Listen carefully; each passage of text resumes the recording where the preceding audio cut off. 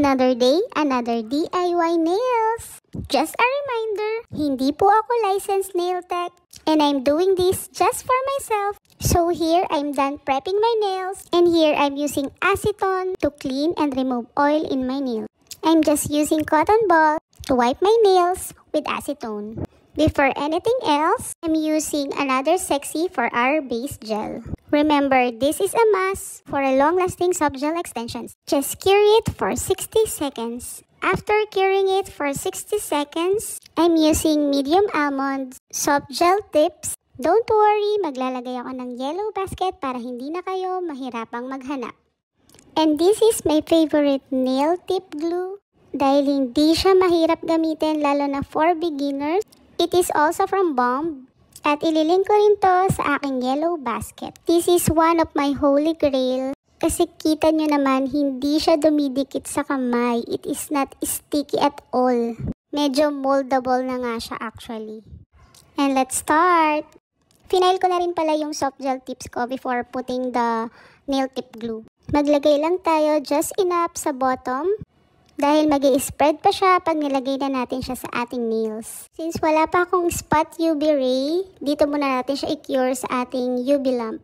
I'm just curing it for 30 seconds. And voila! Fast forward, tapos ko nang gawin ng aking nails.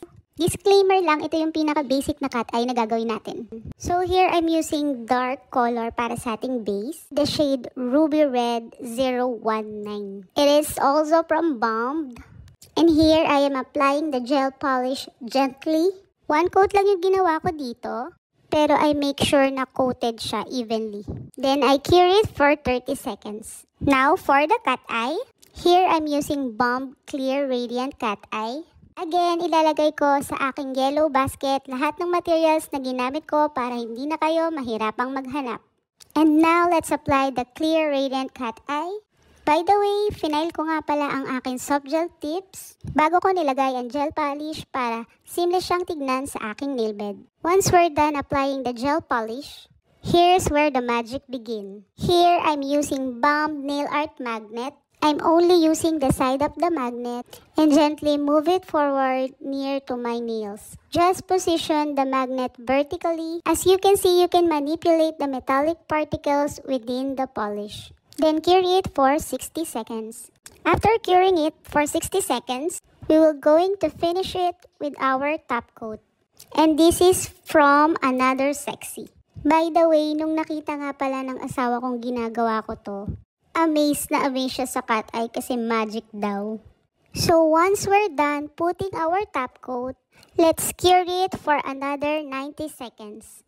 And that's all for today's video.